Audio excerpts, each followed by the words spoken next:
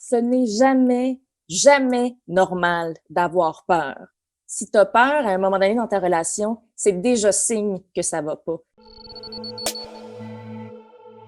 Plus que jamais en ce moment, c'est important d'éduquer les femmes et les jeunes femmes surtout à reconnaître les signes de violence conjugale, les signes de violence psychologique. Il y a beaucoup de jeunes femmes qui en ce moment peut-être nous écoutent puis vont se rendre compte qu'il y a peut-être un problème. Il y a beaucoup de gens qui sont victimes de violence conjugale sans en être au courant, sans en prendre conscience. Donc, on s'imagine que les agresseurs là, sont faciles à reconnaître. Hein, que nous, ça nous arrivera jamais, puis que quand on voit une situation de violence conjugale à la télé, par exemple, on se dit, mais pourquoi? Pourquoi elle l'a pas laissé? Mais voyons donc, moi, tout de suite, jamais j'aurais laissé rentrer cet homme-là dans ma vie. Ça commence par une histoire d'amour. On oublie ça parfois. Puis, les hommes violents, les hommes toxiques ne se présentent pas sous un jour violent dès la première rencontre. C'est quelque chose qui se développe sournoisement, petit à petit. Et ça, c'est un mythe qu'on veut briser aussi, qu'il y a des agresseurs aussi qui ont un profil typique. Puis, il n'y a pas de victime typique non plus. Souvent, on a tendance à s'imaginer la victime parfaite, hein, comme dans les victimes d'agressions sexuelles, par exemple, dont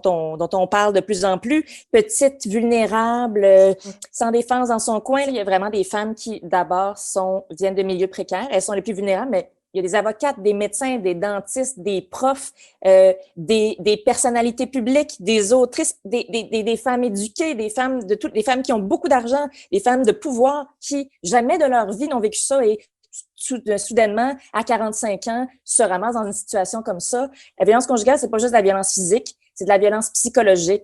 Tout ce qui permet à un conjoint violent d'exercer un contrôle puis de priver une femme de sa liberté et de sa confiance et de son autonomie. Ça peut être le contrôle monétaire. Il y a beaucoup de femmes qui n'ont même pas accès à leur compte bancaire, qui n'ont pas aucune autonomie financière au sein du couple. Des fois, elles n'ont pas le droit de travailler, tout simplement, fait qu'elles sont carrément à la merci de leur agresseur. En fait, souvent, la victime ne s'en rend même pas compte.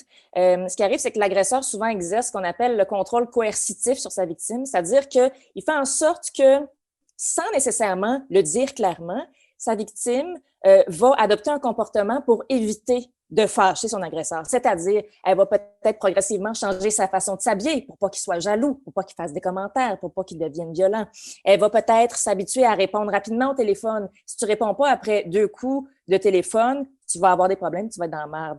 Si le souper est pas prêt à telle heure, même chose pour les amis. Souvent, en fait, rapidement, les agresseurs vont isoler leurs victimes. Donc, la fille que tu voyais souvent va souvent avoir de très bons motifs, de très bonnes raisons pour pas venir à un party de Noël parce que le réseau, c'est l'ennemi juré, c'est la némésis, c'est un homme violent. Il veut pas que les femmes soient entourées, qu'elles puissent parler de ce qui se passe, il va avoir le contrôle complet. Puis on a tendance par respect, de vouloir garder nos distances, de pas vouloir s'en mêler. Et je me suis rendu compte que c'est notre devoir à tous d'ouvrir une porte, d'ouvrir un dialogue pour dire « Hey, ça va-tu?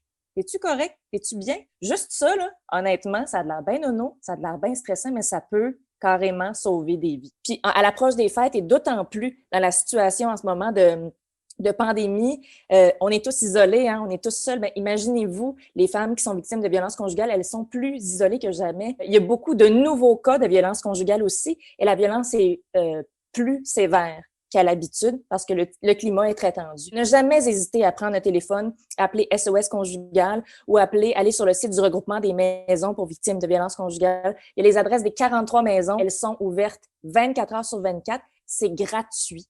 Et c'est confidentiel, c'est toujours confidentiel. Il n'y a pas de lien avec la police, il n'y a pas de lien avec la DPJ, c'est vraiment indépendant. Donc, c'est pas des prisons. On est là pour t'aider à t'en sortir, on est là pour te protéger.